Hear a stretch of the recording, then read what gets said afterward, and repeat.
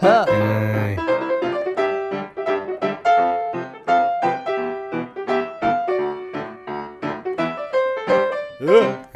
Dagwet. Hi, I'm Ben. And I'm Stefan. Get on with it, let's go. We're Animating in Threes. We are an animation podcast where we talk about an animated film or series from an animator's perspective. And this week we are going to be talking about Star Wars The Clone Wars, and specifically the Umbara arc, which is in Season 4. Disc 2. Episodes 7 to 10. All I remember is the colour purple. I'm going to edit some of this out. Okay. Okay, but before we get into that, we are going to be talking about tunes we've tuned into. So, Michael.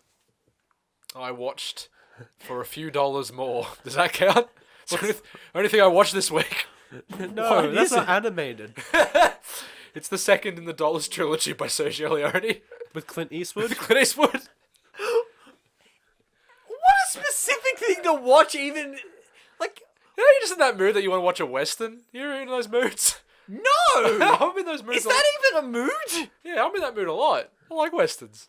Westerns? Such a specific one, though. It's not even the first one, it's the second one. My favourite one is still The Good, the Bad, and the Ugly, as is, it's everybody's favourite, because it has my favourite scene in cinema history. That's actually the only one of the trilogy I haven't watched. Oh, really? It's the best one. Well, in my opinion, it's the best one. It's got what I think. It's the most iconic one. I Yeah. know, but I haven't watched it. It's I just my didn't fa- get around to it. It contains my favourite scene in cinema history because there's only two scenes. Is it that?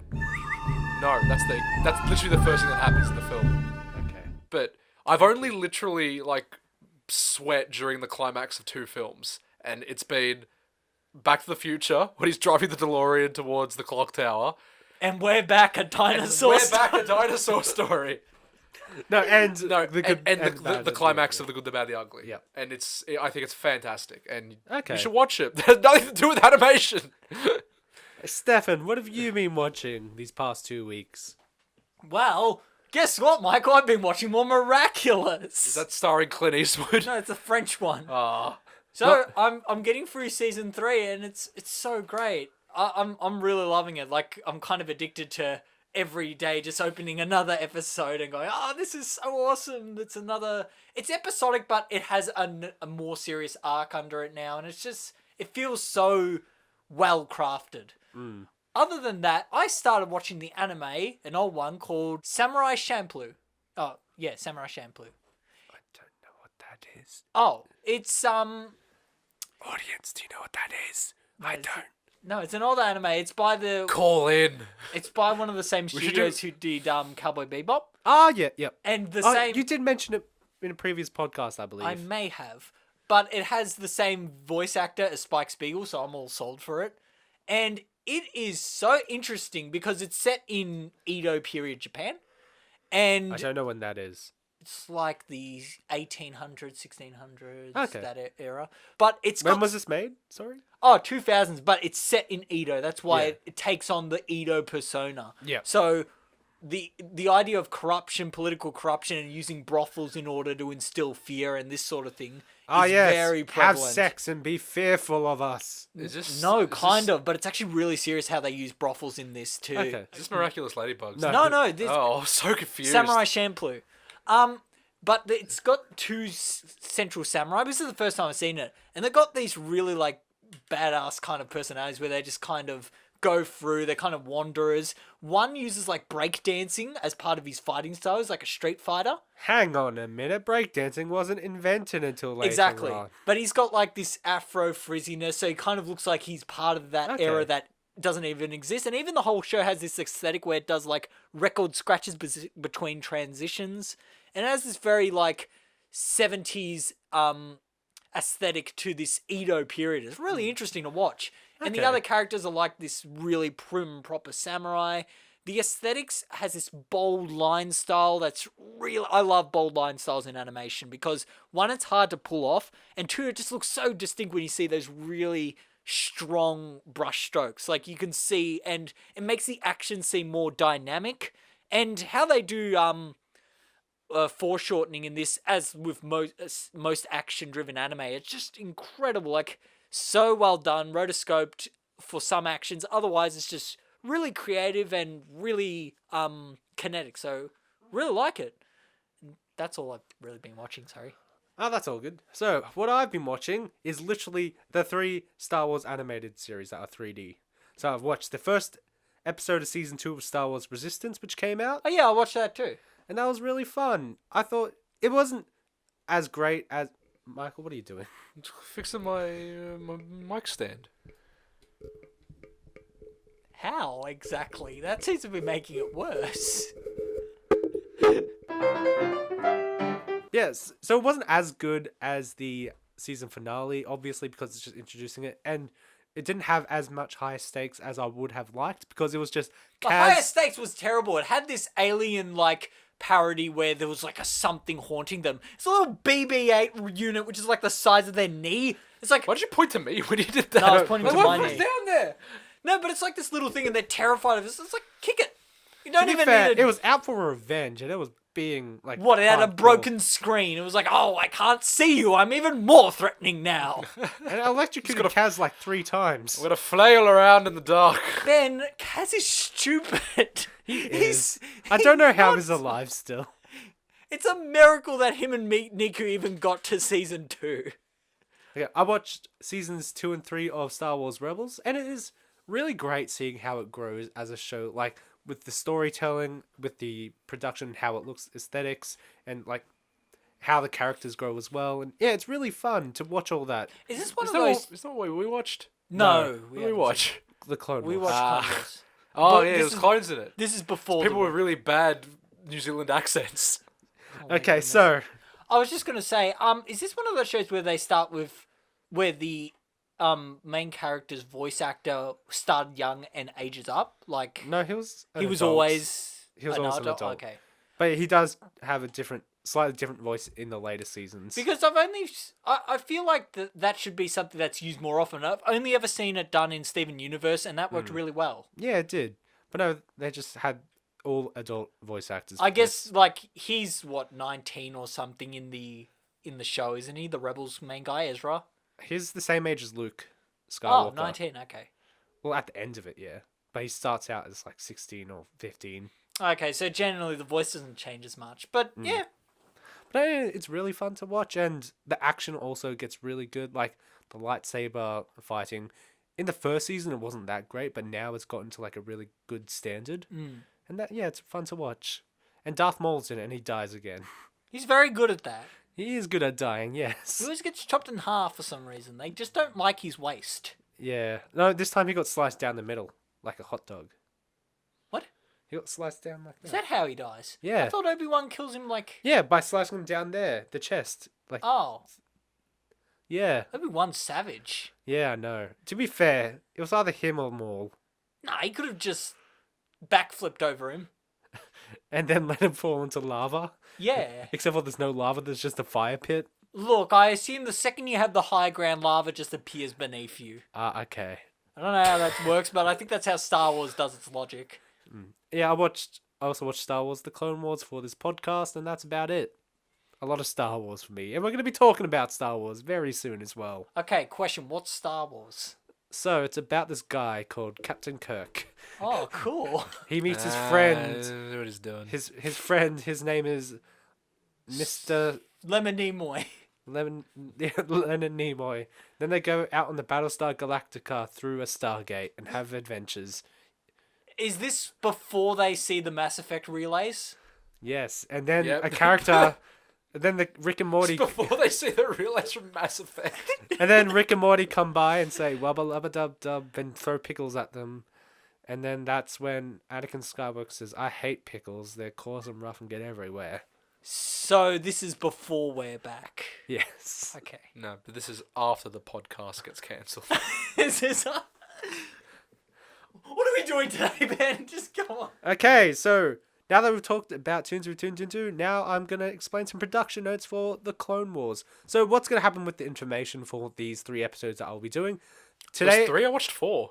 no, for the 3 episodes I'll be doing on the podcast. Do you know how I'm doing 3 podcast episodes on the Clone Wars? Nope. We explained He this. said this like 5 times. I know we were doing more than 1. I didn't know it was 3 specifically. It's 3. I'm doing 3 of my favorite arcs. Oh, Okay. So today I'm going to be talking about the production of the Clone Wars. Then next week I'm going to be talking about specifically the arc and the production of that because it's a bit interesting. Oh, okay. That was And my then question. the one after that I'm going to be talking about the showrunner Dave Filoni. Oh, so we're going to split up the production notes. Yes. It's clever to save time. Actually, there's still so many production notes because I have all the Blu-rays and stuff, so I have a lot There of can't resources. be that many. It happened. They commissioned a Star Wars series and they made it. Michael, that's already more information than you gave us on We're Back. Actually, yeah, I didn't tell why. You Say didn't, anything. you didn't even say what animations. Oh, you said Animation in the UK. Okay. Okay, so the Clone Wars. Steven Spielberg animated it all himself. Oh by my hand. goodness, Ben. No, Mike. Oh, what's your name? I'm Stefan 2. That's Ben 3. In 2002, the release of Star Wars Episode 2 Attack of the Clones, George Lucas wanted to create an animated series for the Clone Wars. Being busy with the upcoming Episode 3 in 3 years' time, he couldn't really work on the series, so he gave it to Genndy Tartakovsky, which was the Star Wars Clone Wars series, the 2D one, which Stefan really likes. I really like that aesthetic. I can't bang on about how interesting and unique it looks. Well, Lucas himself, he considered this as a pilot series to see if something like this could work in the future. And that's where we come to Star Wars Celebration in April 2005. Star Wars Celebration is basically the Star Wars Comic-Con run by Lucasfilm. Yeah, so in 2005... They're known for celebrating Star Wars. You know Kathleen Kennedy produced We're Back? Yes, I Oh did. my goodness. Stop bringing it to We're Back, even though I'm also guilty of that. So, Star Wars Celebration, April 2005. This was just a few weeks before Episode 3 was due to come out. Lucas announced that he would be developing a new 3D Clone Wars series with Dave Filoni as the supervising director and showrunner.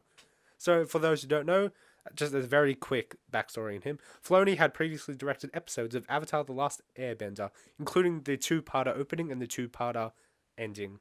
When was, That When came did out in Avatar 2005. Oh, sorry. The first season came out in 2005 or 6, and then 2008. so this was alongside the Clone Wars? Yes. So he only did the first season of Avatar. Oh, okay, yep. And yeah, so people were looking forward to him bringing his take to Star Wars, and Lucas would also be supervising the whole show as well. And as fans had heard rumblings that there would be another Clone Wars series, they were happy to hear it confirmed. Okay, so that seems optimistic. Where did the movie come from? I'll get to it. Because that seems like this is good news, and then the movie Don't happened. forget, this is 2005. The Clone Wars series premiered in 2008. Okay, yeah. So there's I'll get to that. 3 years to get a train wreck out. Originally, when he was tasked with the show, Filoni had wanted to focus on a small group of characters and it only involved characters like Anakin Skywalker and Obi-Wan, only occasionally. So very similar to Star Wars Rebels, how it focuses on a small group of rebels and you occasionally have some big name characters in there. But, however, George Lucas wanted to be a lot bigger than what Filoni had imagined. So we wanted more characters, more locations, and he wanted to be as interesting as possible for a show to be. Despite being very action heavy, Lucas wanted to be very focused on character, which I think might be a bit of backlash to the prequels. Seeming as the prequels, they didn't have the best character. They're the best moments. characters. Yeah, but they didn't have a lot of character beats and stuff. To be that fair, were they're the good. most quotable character moments ever. We all know Anakin hates sand. And how he thinks it's coarse, it's rough, and it's irritating, and it gets everywhere. We know how he loves Padme, I think. How he's a very creepy stalker. He's a very creepy stalker. How he killed all the women and the children Tusken Raiders. And then they fall in love and kiss immediately after. Yeah, well, we know all this because it's all great character stuff. Is this still Totally. Star Wars? Yes. You can go back to your phone. So the design of the show was inspired by Genndy Tartakovsky's series, as well as the 60s puppet show Thunderbirds, which is... What? I knew they looked like marionettes. I've been saying this for years. No, but how does that make sense? It's like, oh, we're taking another Star Wars show as inspiration, and 1960s Thunderbirds about people with ships and... Now, how does that work? It's like, they're very blocky. Well, at least originally they were very blocky. I guess. Yeah, they also wanted all the character designs to be very highly stylized, like in the Thunderbird series. Okay. That does make sense. Yeah. What's the name of the planet they're on? Umbara. Okay. UM. Because I just googled Star Wars Clone Wars Purple Planet, and then there's a whole wiki entry page of Battle of unidentified purple planet. Here, let me. Unidentified purple planet. To create the series, they used the 3D program Maya to create all the models and environments. Oh, really? This is a Maya Yes. production. Yes. Oh, that's amazing. Animation and rendering was done in Lucasfilm Singapore and later at Polygon Pictures as the series progressed. And the final edits were brought together at Skywalker Ranch itself. Do you guys know much about Skywalker Ranch? Where George Lucas lives, He doesn't live there. doesn't he? Oh, he No. did. So basically, as after Star Wars A New Hope came out in cinemas, he built a ranch and called it Skywalker Ranch, and that's where a lot of like film meetings and stuff were done. Does it only have blue milk? No. It has more. It has green milk. There was no use of rotoscoped animation whatsoever. However, they did use some motion capture, which actually surprised me because it doesn't look like it, especially in the earlier seasons. Some interesting facts about the production. After the first 12 episodes were storyboarded, George Lucas decided they wouldn't do any more storyboards. What? You heard me correctly. So apart from the first 12 episodes of the first season, no storyboards were done for the entire show. Okay, to put it in perspective, when you usually do an animation, you start with your storyboards. You're missing a kind of important step there, George Lucas. Just a bit. How were these even made? That's what I'm going to get into. So with the preliminary low-res models that they had, they would pre-visualize every episode in a program called ZViz in America. ZViz, not Z. Stupid. Why is it Z and not Z? Because it's a zebra, not a zebra. Okay. Okay. So they blocked out all the episodes in a program called ZViz, and after some adjustment with how the crew worked, because a lot of people would be very used to storyboarding, right? So basically, Yes, they would, very much basically so. there would be storyboarding in the 3D space, but also with blocking the shots as well. That's weird. Not Like, you really have to have faith in your program and that it won't crash. Because if those files crash, you've lost that frame. But then again, it's all very preliminary stuff. Like, they're not doing the most complex things, but they found it worked better for their show and their pipeline because it would get the job quicker. Like, Yeah. it would get it done quicker. They would be able to actually know what it's going to look like in the 3D space compared to drawing it and hoping it translates well. I guess there is a point to it. So it's almost like they're skipping storyboard going straight to animatic. Yeah, pretty much like that. But that in itself is very complicated. Like, that is not an easy... Yeah, again, it took it took all the crew a bit of an adjustment period to get to that stage, but after that, they all really liked that process. And Dave Filoni has also said that it made him a better filmmaker being able to do that. On the fly. Yes. Does he still stand by this production method Yeah. in his later works? I would say so, because I haven't seen any storyboards for any of the other shows. No, and you have some of the art books, so that's odd. So for the early episodes, the first 12, are there any evidence of their storyboards available to the public? Not that I've seen, no. That's odd.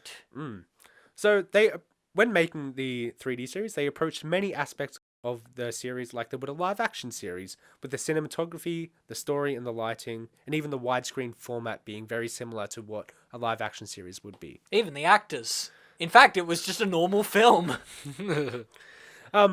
So, the first 4 episodes that they made were combined to make a limited release feature film in August 2008, a few months before the series premiere. The story revolved around Anakin Skywalker and his new relationship with his Padawan, Ahsoka Tano. Together, they would have to fight off droids and Sith alike as they rescued the son of Jabba the Hutt. And guess what?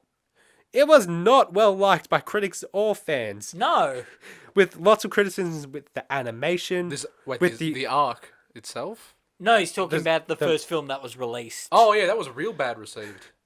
very badly received. Yes. No, but that's a grammar. terrible way to start a show. I know. Having its TV movie be terrible. It wasn't a TV movie though. It was released in cinemas for a limited amount of time. Okay, that was the problem. It should have been a TV movie because people are a lot less critical of TV movies. That is very true. And yeah, a lot of people also did not like Ahsoka whatsoever. They found her too annoying. And they didn't like the fact that they gave Anakin Skywalker a Padawan. No, because it doesn't make sense practically. Like, Anakin is not fit to have a Padawan. He killed a bunch of Tusken Raiders. Why do they give him... They don't know about that though.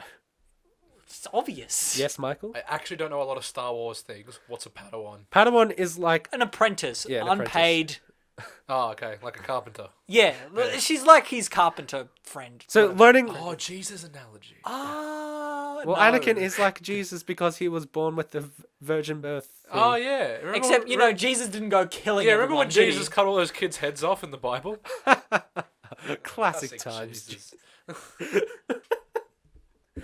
Despite all this criticism, Lucas and Filoni were not deterred by this and continued on. The first season itself did garner a lot of positive reviews, with the first episode getting almost 40 million viewers. Wow. Can I Which is- ask? That's double the population of Of here No, it isn't. a while ago. Yes. But that was the biggest premiere on Cartoon Network at the time. Wow. Yeah, I Was know. its animation much different to the film? Did they change anything when they saw the bad reception of the film, or? Honestly, I think because they were the first 4 episodes produced, I think they just put a bit more effort into the animation. Because in the film, the animation of the facial animation is just atrocious. Was Fivoli still in charge of the film? Who? Dave. Filoni. Yeah. Yes, he Falafel, was. his name. Filoni. Yes, he was. He's the guy with the hat and the wolf shirt. Why that we is saw it that the before. film was not good? I've seen bits of the film. It's not good, and yet the show is good. I honestly do not know. If it's the exact same team and the exact same director, how does that happen? I don't know. Maybe So odd. maybe this arc was George Lucas's, mostly his ideas. Oh, great. Okay, lovely. Yeah, so maybe it was that, or I don't know. But even though George Lucas still did have a lot to say with the story, maybe this was his specific story. I don't know. Okay. And then again, also, all the writers who were working on this is the first time working on something probably this big. So they might have gotten a bit, Shell-shocked? yeah. But yeah, who knows? But I didn't research that part of it. Though. I don't think there is a reason. It's just mainly a fact of what works in film doesn't work in TV series. Yeah, it's probably that too. So, yeah, so the first season it got a lot of good reviews and obviously got renewed for another season. And that's where they started kicking things up. Yeah, so many fans and even Dave Filoni himself felt that they really upped their game from the season 3 onwards. Oh, yeah, definitely. Yeah, The getting visuals are cinematic. definitely. So, yeah, getting more mature in storytelling and visually and becoming more aesthetically pleasing. And while the characters would always be upgraded throughout the season, all the objects and the characters would be upgraded while they're doing the show. So in the first 3 seasons there were 6 versions of one of the ships. And yeah, they'll do that all the time. But all the characters got a major upgrade in their designs in season 3 as well. Yep. And I really like the new designs compared to the old ones because I thought they were just Obi-Wan's beard still looks like a block of balsa wood. It does. Again, based on some puppets, marionette puppets. And yeah, and Do a Star Wars marionette television show. I'd watch that. Like Thunderbirds. so they do the Clone Wars again, but this time with actual puppets. Yeah. So now they have an excuse for making all the characters look like they're made of balsa wood. And they do that one song from Chicago the entire time. Oh, Chicago. he had it coming. Is that the one? We both got reached no for the gun. Oh no, I was thinking of I got no strings to hold me down. That's That's Pinocchio. Pinocchio, not Chicago. That's the same thing. We got no strings. They're both Disney. Chicago isn't Disney. What the hell are you talking about? The last 2 episodes of season 3 of the Padawan Lost Ark, they wanted to create a world which was teeming with tree branches, vines, and shrubbery. But George Lucas didn't let them, and so they filmed it on Tatooine. No. Because of Monty Python, the word shrubbery will never not be funny. No, that is a point. Yeah. So, however, that would mean creating and manually duplicating hundreds of objects, Wow. which would take a lot of time. Then and manually effort. duplicate the objects? Yes. Can you do like a batch duplication? Well, let me get into it. They manually did Control C and Control V. At first, Just drag. At first, they were going to just paint on splat texture onto tree branches, but it looked way too messy. But then a technical director found a way to basically paint on objects onto a tree. And from then on, that would change how they would do any environmental backgrounds for the rest of the show. And I think it looks so good. Compared to what it used to be where everything was just flat, now everything could have some plants and everything, and it looked. The side effect is that it makes everything purple.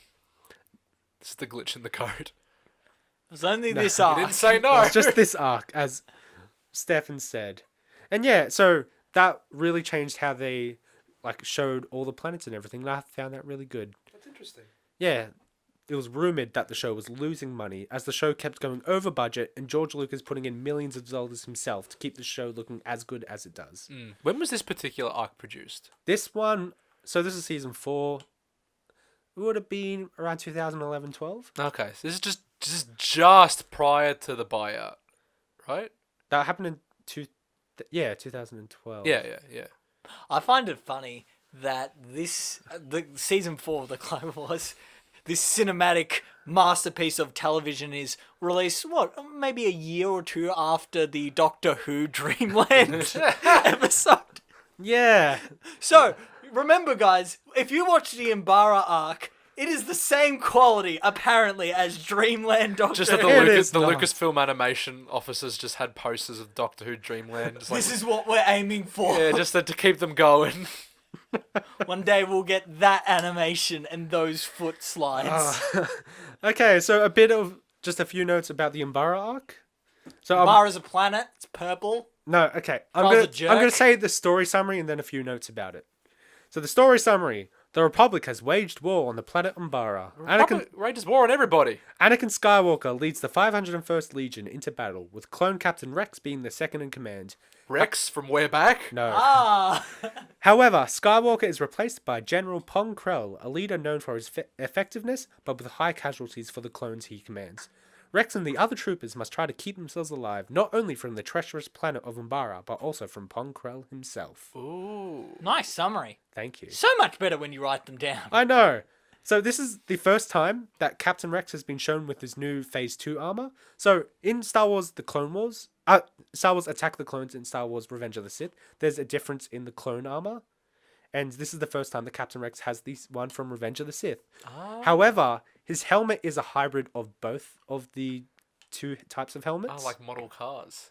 Yes, kind of. No, it's kind of a way of slowly bridging the gap between it. I think that works well, where you But- have it start as one completely different, and then as the series goes, you start to... But the build thing it is, in. he's the only clone trooper who has that hybrid helmet. Okay. Because he custom made it himself, because the visor is a lot bigger, so you can see more. Don't know why other clones didn't do it. That's the one thing I don't like about Stormtrooper helmets. You can't really see much out of them. Look, stormtroopers don't shoot well anyhow. I don't think they need it.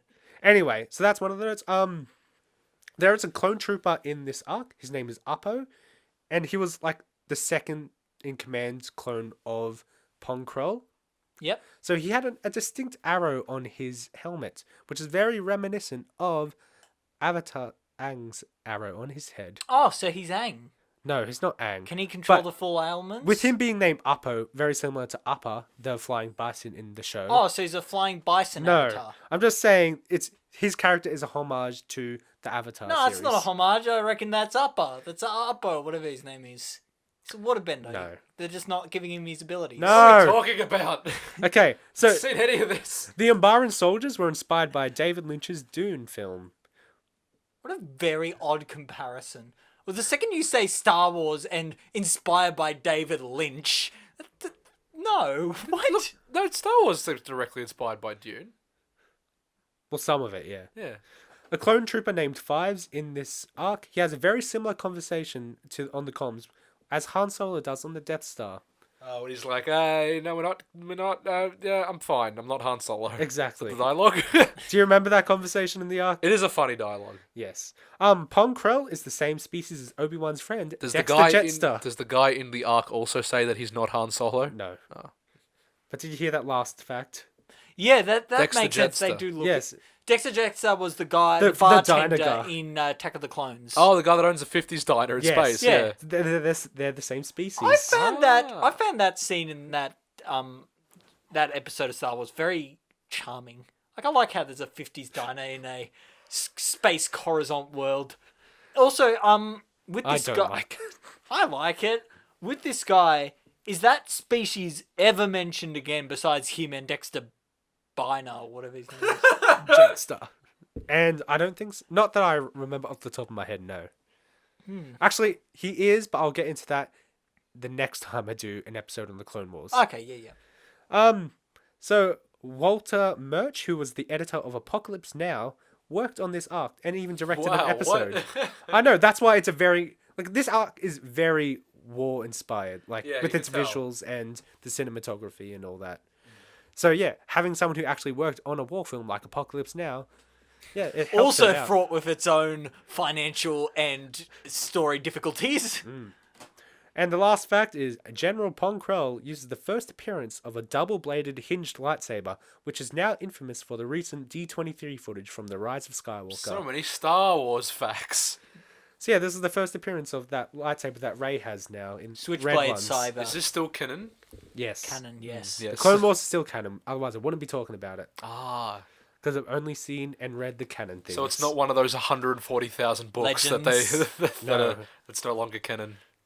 And yeah, those are all the facts, and that was Kinoon. the story summary and production notes of the Clone That Wars was and a this lot. arc. Yes, it was. Opening thoughts. Michael, start us off. Ben, what did you think of Star Wars: The Clone Wars Disc 2 Season 4? As a person who prepared this, these are probably my favorite episodes. They were good.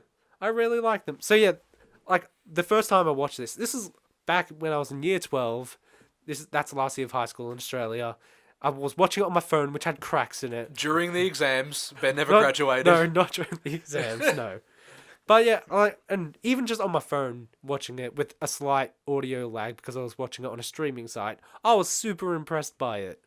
And again, I still am now that I can watch it in HD. How much did the audio lag? Did the whole thing finish and then you had to listen to the audio? There was about a half second to a second audio Oh, that'd be delay. unbearable. Yeah, but that was what I Look, did. it helps that they're wearing helmets for most of the time. Oh, so you can't tell. Yeah. Anyway, so yeah, it is one of my favorite Clone Wars arcs and one of my favorite Star Wars stories in general. And the cinematography, the lighting, the character development, and the characters' interactions, and how everyone interacts with this new general coming in, I just found it all super compelling, and it still is really great for me. Stefan. Me. Okay. So the season 4 of the Clone Wars, the cinematics of the aesthetics are just gorgeous. They are. I can't say how much the lighting has improved. Michael keeps making jokes that it's purple, but I like the purple. It's dynamic, and how sometimes Was they it have purple? I didn't notice. It was blue. sometimes they had the solar flares. It's just got really nice lighting effects. It's just really great. But aside from that, I like how obviously the characters in all these are all clones, but through the animation and through their storytelling, you're able to distinguish that each of these clones has a personality. They've all got the exact same voice, and yet they all seem different, and you connect to all these seemingly faceless characters. Like in the Attack of the Clones, they're all just... Yeah, in the films, they're just clones. But Yeah, in that's this it. series, they actually develop the characters And- behind those masks. And especially and in this helmets. arc, it really emphasizes that these are people, these are men who are fighting for a cause they believe in. And I think story-wise, it is a very powerful story. And I almost thought it had really powerful racism tones where it says it subtly, where these are men trying to fight for the cause they believe in, and this guy's being brutal towards them, saying, I don't care if you guys die, you're just clones, you're nothing. And it really is a powerful story. And it's still a kid's story. Yeah. And it's still got its action, which I think is I think there's a bit too much action. The first two episodes, There is especially. a lot, yeah. There's a lot. It's well choreographed, and I do agree that it's well done. But at times, I'm just going, okay, bring back this controversy. I'm more Yeah. about the conspiracy rather than just bombs. Yeah, my least favorite episode in this is the second episode, which is just almost pure action. But in terms of military choreography and how they do their battle plans and work as that, it's interesting. It's really intriguing. And something that is really good as well is that even though it's at night, it's all still very clear. Yeah, you can still see everything. Yeah, which is a problem I have with a lot of live action things. Whenever it's at night, oh no, you can't see anything. It's horrible. Well, you have complete control over the lighting in an animated landscape. But you still do in a live action thing because most of the time it's going to be green screened. Okay. That's true. The final fight scene in Venom. What the hell was going on? Never saw Venom. Refused to give them my money. So actual opening thoughts, Michael. I thought it was pretty good.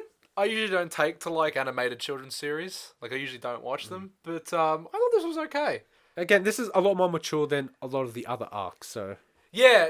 I think that's why I think I probably enjoyed it more. Like, it is simplified. I'm not going to say it's like... Yeah, it wasn't overly complex or anything. No. But it had some weirdly authentic, like, military tactics in it that I thought was interesting. Again, I like when there's a certain level of darkness in kids' media.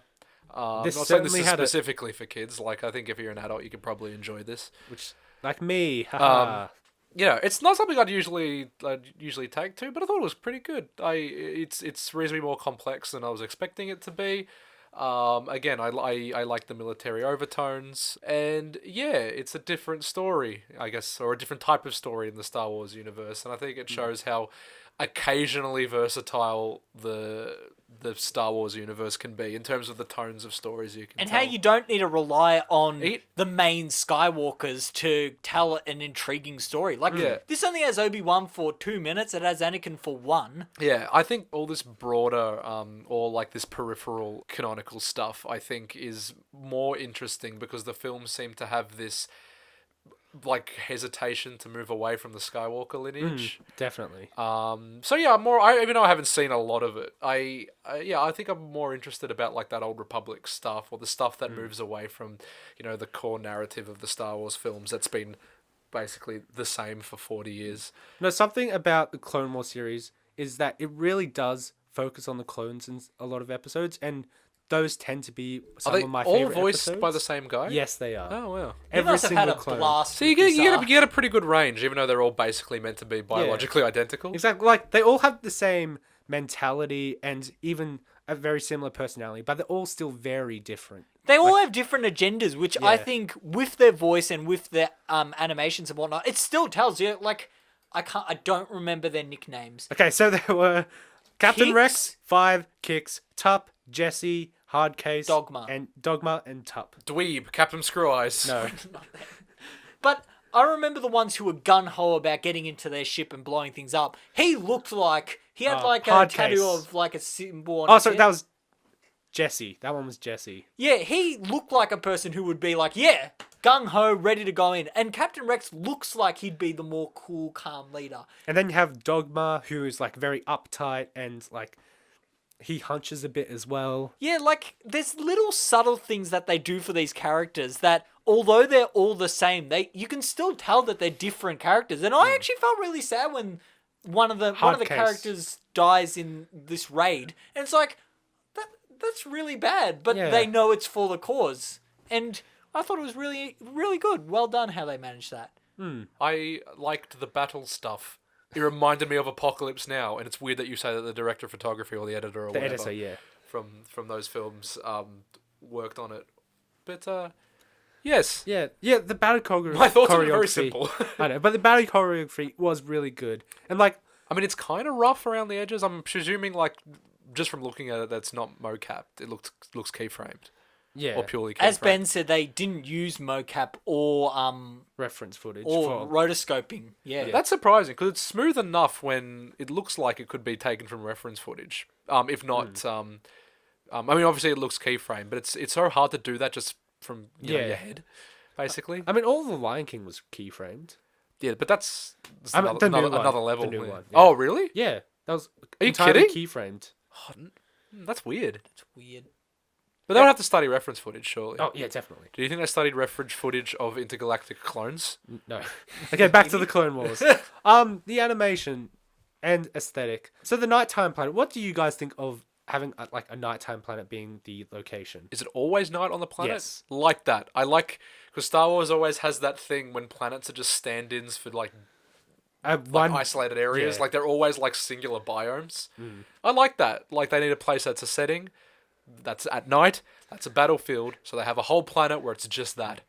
Great. Does it, like, not have a sun or something? I didn't catch that. I don't think so, no. But, like, I like how everything also, like, kind of glows. Like, do you know how we were talking about Love, Death, and Robots with that first episode? How there's all that black light? Yeah. But this whole thing looked like it was illuminated by, like, an aurora or something.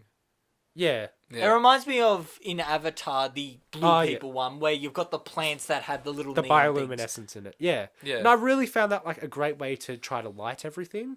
And also sets the atmosphere. Yeah. Yeah. But this is more of a sleepy place in that these militaristic forces are breaking that calm, Yeah, yeah. whether good or bad. Like, ooh, yeah. So it's interesting how they do that. Good stuff, Lucasfilm. And also, they had another tentacle monster in this. Of course, I gotta have a tentacle monster in every single Star Wars. Apparently, they all look the same. Are they I all know. the same creature? And They in the- just go to a different In the planet. next arc, there's also another one. Oh my God. It's like the Deus Ex Machina. It's like, how do we beat this relentless force? We don't have lightsabers. Throw into that thing, the Sarlacc It'd be pit. funny if it was just the same guy. Like the just tentacle keeps monster's the suggesting same dude, and every appearance he has like another bandage. Oh, it's Anthony Daniels. It's Anthony Daniels. What? Why? Because he's in every single Star Wars project. Oh, so he's gonna be the next after C-3PO, after this arc finishes and Rise of Skywalker, it's gonna be Anthony Daniels playing a Sarlacc monster who's Yeah. gonna appear in every film. There we go. Perfect. Something I want to say before you go on is I really found it interesting how you said that they don't storyboard it. I found it interesting you said that because one of the things that made it really cinematic for me, and I always wondered how they did it, is a lot of the shots are tracking shots while characters are moving, which are obvious you can do in 3D. But if you're storyboarding that, that's a hard shot to storyboard because Yeah. you can't keep saying every frame, camera is moving this way, camera moving this way. So the fact that this is all blocked out, pre-visualized, makes these cinematic pans make more sense. Yeah, That's definitely. that's a quite like militaristic aesthetic though. Like you'd find a lot of like frontline war like documentation footage Has panning. has track because you have to. You've got to run alongside him and film. Yeah, but even like there's a part where Rex is like talking to the troops and it just focuses on him as it slowly moves around and Yeah. you see all the clone helmets. Yeah, there seems to be a lot of focus on like military authenticity in it, which I thought was interesting. But not overblown and obnoxious. It's like enough for a kid to understand. Yeah. It's not like ridiculous and dark and to the point when it causes a weird tonal dissonance, like in Rogue One, a Rogue One story. Yeah, Rogue One was a bit too much. It's just Okay, Rogue One was so bleak, it was hysterical. Yeah. You got these little teddy bears like violently killing people. It's just that. Like this was a nice mixture of like the exploration of adult themes, but still maintaining. You know, it's for kids. It's in a universe that's ultimately family friendly when you get down to it. So before we get into like the twist of this arc, do you want to talk about the animation, Stefan? Something animation. Well, I just thought the animation was all really smooth and really crisp. There was one particular point that I really liked. I told Ben this. Michael, I'm not sure if you picked it up, but I don't pick anything when up. Fives and Hard K's, I think they basically That's how you pronounce her name. It's a cultural thing. no, they basically steal the enemy ships and try to pilot them, but they never pilot them before. And ships are very hard to animate because it's hard to make them look like they're actually moving as opposed to just being dragged across a room, dragged across a space. They actually feel like that they have no idea how to pilot these things because you see them spinning around. The velocity and how they use the acceleration is a bit jagged, like it's not a smooth ship fly. And I found that although it looks kind of seamless and you just look at it and go, oh yeah, they're flying the ship terribly, there must have been so much thought in how they make it look like that they can barely fly these things. Yeah. Whenever you see a weird little detail in animation that looks like completely incidental, you know one person spent like 9.5 hours trying to meticulously code out a path for it. There's people who would have looked at that motion path, played that motion path of that ship flying over and looped it, just going, okay, how can I make this look more like an amateur is flying it? Yeah. And you can see, like, when it spins around and they're just, like, it just looks like it's kind of just flailing about in... He's doing doughies in space. Yeah, it's like, that's not bad animation. That's them thinking, how could I make this more realistic? And I found those little things absolutely incredible. Has there ever been a scene of drunk driving in the Star Wars universe? There might have. I'm not sure. It would I have mean, to be. That'd be hysterical. Don't drink and drive. But in Star Wars, very funny. Like, what can you hit up there? It's so big. I mean, in Coruscant, you can hit anything. Space is so big. Did I ever tell you I played that video game Elite Dangerous? I thought that'd be fun. Then you realise how big space is and how boring that is. Okay, so the twist of this arc is that Ponkrell, who's been getting the clones in a lot of danger, he's actually on the Separatist side. Yeah, it turns out the jerk was a jerk all along. Ah, yes, the obvious jerk I turned would've- out to be the bad guy. I would have never worked that out. Like, I thought Rex was going to be the bad guy. He was always so nice. Rex was so nice to the little boy, though. Exactly. knocked Wes back. Oh my goodness. So, Captain Rex, you actually thought he was going to be the bad guy. No, I actually thought Dogma was going to be the big bad guy at the Okay. end. Like, when he started turning on them, I thought, oh, maybe he's going to do it like an uprising against Rex and try to overtake him. But then it showed it was Krell, and Krell's just like, yeah, no, I was using you. And they're like, but why? It's direct. Yeah, because I can. That's a direct dialogue. That's a script. Something that really impacted me, like, not only on the first viewing, but in all my viewings of this arc, was when General Krell sent the clones to fight off the other Umbarans who were dressed as clone troopers. That was really And then dark. you find out that they've been shooting each other. And yeah, and I think like Captain Rex's realization of that and how he gets them all to stop and think about what they're doing is really powerful. He just takes off his helmet and really runs dark. to them, just saying, please stop, we're all the same. Like, that is a powerful moment. It is. And yeah, it's like the turning point against Krell. And I love that. Is part. Kroll the one? I always mention this. But No, it's not the blue guy. No, is he the one that they brought that was so popular? He was like originally deemed non-canon. That's the blue guy. Thrawn. Thrawn, that's it. They all sound the same. Krell and Thrawn don't sound the same. Oh, what's Thrawn? He's in Star Wars Rebels. He was now. like a super cool guy or something. He's a blue alien man. And they were like, he's so cool. And then Disney was like, not canon anymore. Everyone's like, ah. And now he is canon. And now he is canon. And now. he's cool again. Oh, he's cool. I actually think his He's voice. Disney approved. Yeah, and then after they find out that Krell is evil, it comes to one of my favorite shots. So I'm going to show Michael and Stefan something on my phone. That's my. That's one of my favorite shots in all of the Clone Wars. That's lit really nicely, even though it doesn't make any sense that it's lit underneath. Yeah. This is now a weekly segment, which is Ben passes around his phone, and the audience has no frame of reference for what we're looking at. It's of the clone troopers like headed in a V formation to Krell, and they're all just walking in a line. Put it on the Twitter, Ben. Maybe I will. I like how they do mist in this one. Oh yeah, especially. a lot of atmospheric mist Mist in this. is really hard to render in 3D because it takes ages. So Yes, it the fact that does. everything is covered in mist means that there would have been a lot of It's not hard to render. It's simulated. It's just that it takes a long takes a time long to time. render. And also, you got to realize mist affects lighting quite a bit, especially in 3D. Is there a So lot of like subsurface scattering in like mists because it like changes the way light refracts or something like that? It's not- No, subsurface is for like solid skin. objects only. Yeah. Yeah. No, but it would change the way like Refraction light. and all Yeah, that, yeah, yeah. yeah. I I know animation. That's why I'm on a podcast. Hey, you know more about the lighting than I do. I didn't know. I What to just say said that mist causes subsurface scattering. I have no idea what I'm talking about. But there's a lot of refraction and stuff in that lighting. Yeah, just say refraction. It makes you sound smart. I like when they the clones confront Krell, and yeah. it's the only time where the commander base is completely black, like it's all blacked out, and he just turns to them and he says the Palpatine line, "Oh, it's treason, is it?" Yes, he does. And then he uses his hinged double-bladed lightsabers and kills a bunch of clones. And he does. I love how the lightsabers illuminate the room, and also in terms of aesthetic, it makes it seem completely hopeless because it's like, oh crap, he's a Jedi, he's gonna kill us all. And he has 4 lightsabers. all as we've got are well. these guns he can just obviously block. And the only thing I don't like, the rest of the story seems really well choreographed and makes sense.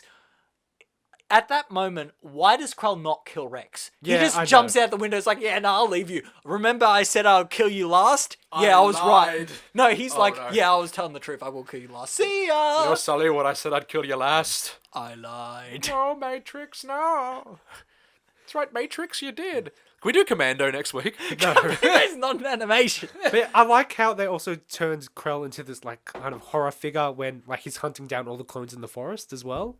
It's like everyone's screaming like, "Oh, he's over here! He's killing me!" And then they have to try to track him down. He's a jerk. I know, but that was like, Yep, like Stephanie is. that was very reminiscent of like a horror. What am I thinking? A horror villain. Yeah. Yeah. Horror movie monster, one of those. Yeah. Freddie Mercury. Like Freddie Mercury. Yeah, with the gloves.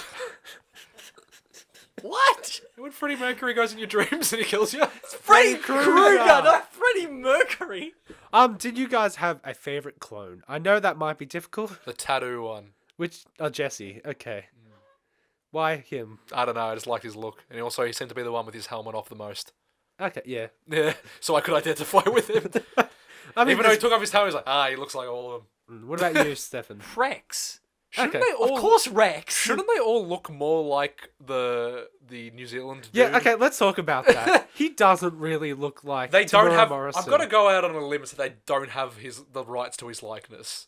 Yeah. And the voice is not very New Zealand. No, it's like a weird hybrid of like posh English and Australian and South African. It's just like a hodgepodge of the Anglosphere. It's very strange. It really is. I did And not think I would hear hodgepodge of the Anglosphere ever as a word. That'd be a cool band name. Hodgepodge of the Anglosphere. But yeah, that is actually one of the criticisms of the show from like certain people who like want more representation and stuff. How the clones are kind of, they're not representative of what they are in the films. Yeah.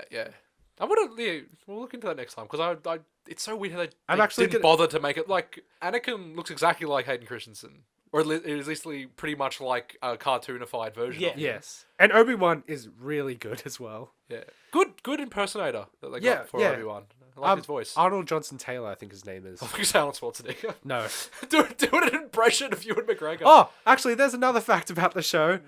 General Krell is voiced by David Fennoy, I think his name is, who is the voice of Lee from the Walking Dead games. Oh, that guy. Yeah, Oh, that's pretty cool. it is. I have nothing to say to that information. I'm just like, oh, Lee is so great, but Krell is just a Oh, terrible Krell's person. a jerk. Just like Thanos, he's a hulking figure with a big chin. He's obviously no, a wait, jerk. I just realised this whole time I was like, whoever heard General... is it Krell or Krell? Yeah, Krell.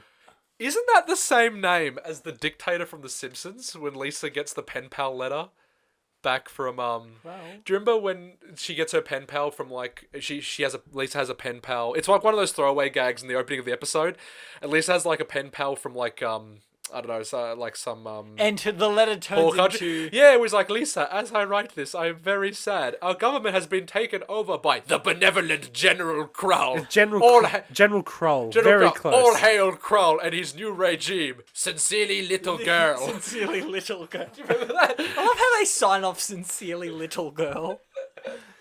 Final thoughts. This is my favorite Yeah. story arc in the Clone Wars. One of my favorite stories in Star Wars as well. And yeah, it's just everything we've talked about is why I love it, including the dodgy accent. No, pleasantly surprised by this one. I was ready just to claim that I watched it and then would have just Googled a Wikipedia summary.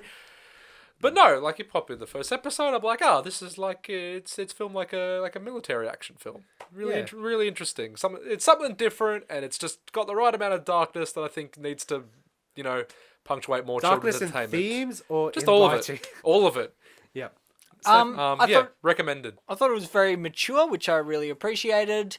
It was really fun to watch with how it balances its action and its more character-driven moments. And it's still got a bit of like childlike fun, especially with the Roger Rogers, who was still always great. I Yeah. love the Roger Rogers. Oh yeah, there were some droids in this as well. And then yeah. it's a great contrast when you got this serious like story, and then you go to the battle droids and just like a thing came in. What do we do, sir? What do we do? Get him! Oh no, they're shooting us! And that's the thing. It's a kids show that has substance, which a lot of kids shows now are going into that. But Yes, considering but- this is 2011, I think it's Take very... notes. We're back. A dinosaur story. Oh my Gotta goodness. put more substance in your movie. I think it's very progressive. It's a very interesting watch, and I would recommend it definitely, even as a standalone, because you get an This idea is for the definitely a clones. standalone arc, which is really great because if you've never seen any of it, like Michael and Stefan, you can go into it. It might take a bit adjusting to the different clones. I Yeah. was Apart from upset that there wasn't as much Anakin. The next arc has a lot of Anakin. Everything was fine with Anakin there. It was like, oh, this is going to be fun. The second he leaves, it's like, oh, everything's going to be crap now, isn't Is it? this between episode 2 and 3? Yes. Yes. All of the series is. Oh, okay. So much happened. I know. The next arc though is going to be also mature because it's going to focus on slavery. Hardcore pornog. Okay. Slavery. It's going to focus on slavery. Oh no. But it's only 3 episodes. Okay. That's Gonna better. Are they all going to be in those slave Leia outfits? No. I was going to be a reference to them. No. Yeah. Although Ahsoka gets in a slave outfit. All I can picture is Obi-Wan in like a slave It's a layout. slave Leia outfit. Why, Hello there. He's also in the arc too, so that's going to be fun. But that's not what we're watching next week. Stefan, what are we watching next week? Please say Help I'm a Fish. Please say Help I'm a Fish. No, we're you don't not- want to do we're that. not watching Help I'm a Fish. What do you want to watch? I wanted to watch Coraline because it's Oh. Halloween coming up soon, and I love. Oh, that's Coraline. a great idea. And that is the first independent Leica film as well. When will our Halloween episode be? Will that be the one I pick? Week. Actually, this might be the Halloween episode. What, this episode? This one? Yeah, so... Yeah. Oh, shit. Okay, happy Halloween, everybody! I mean, it's 2 days before Halloween, but... That's close enough. Alright, I hope you enjoyed this special spooky episode. Oh, wait, no, you're right. I'm right. I am a genius. Also, the Colorine one is the Halloween Yes, episode. okay. Yes. Ignore the fact that this is a spooky Halloween episode. I'm going to edit a lot of this out. But I just like him saying spooky Halloween. Okay, so yeah, Coraline for a spooky Halloween. That's really great, and I'm looking forward to that too, because we haven't done stop motion in a while. It fell off, just keep going. Okay, so if you want to contact us, if you want to send us a recommendation, Send up some spooky mail. sign us up to a dating site or whatever, we are animate3pod@gmail.com. We're on Facebook, Instagram, Twitter, and YouTube, and you can find us, you can listen to us at most podcasting places. Again, I say this at the end of the episode, I don't know why, but if you're listening to it already, you already found a place to listen to us. So that's all good. And have a spooky Halloween in a week. Da, da, da, da, da, bum, bum, bum. What's he gonna do? Sing you bicycle until you like run away in fear? I want to ride My my bicycle! I want to run. No, I don't want to go away. But he doesn't That's like just- Star Wars in that show. Hey, it's and true, that actually. song. That's exactly it. Yeah, that's exactly. So It's it's all topical. connected. It's all connected. Yeah. And he don't like Star Wars. You say rolls.